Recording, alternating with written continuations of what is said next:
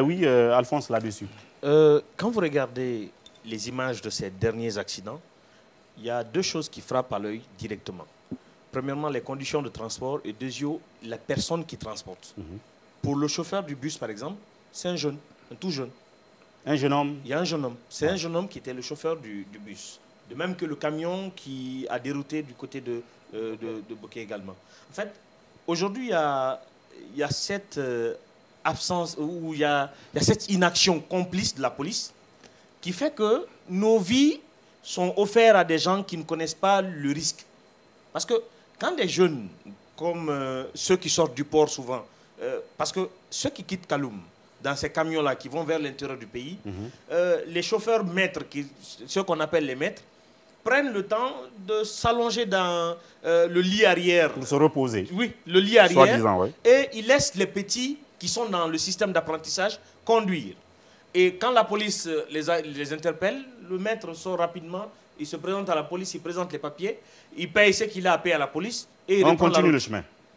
Mais sur la route nationale, nous qui prenons souvent cette route-là, vous avez 90% de chances d'avoir un accident avec les gros porteurs. Pour deux simples raisons. Les enfants qui conduisent ne connaissent pas les codes de route. Deuxièmement, ils sont imprudents. Et trois, ils adorent la vitesse.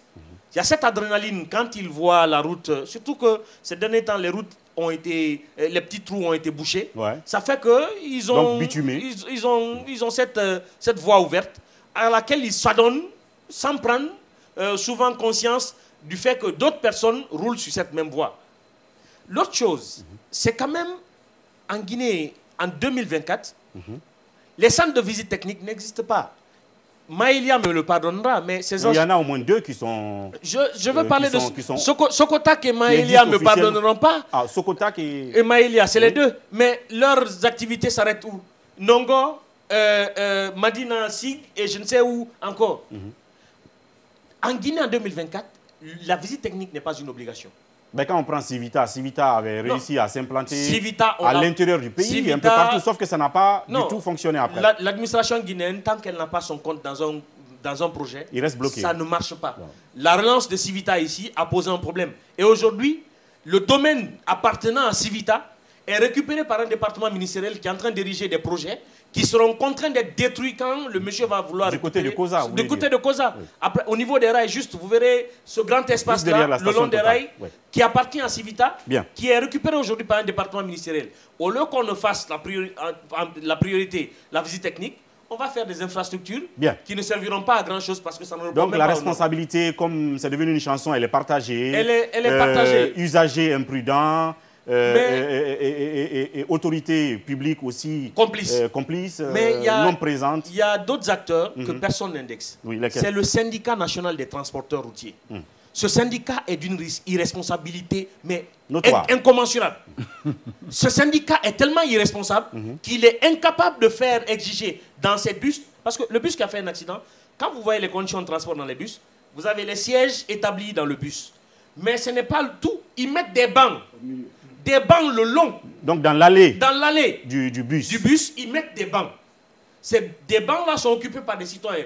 Et en fait, souvent, vous vous posez la question, mais le syndicat fait quoi dans ces gares routières en dehors du prélèvement des petits montants qu'ils font sur les véhicules?